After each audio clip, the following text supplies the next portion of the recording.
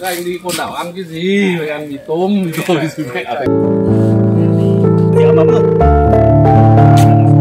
Ngon cùng quay. Ngon ok nhưng mà nói qua bên đó sợ ghê lắm.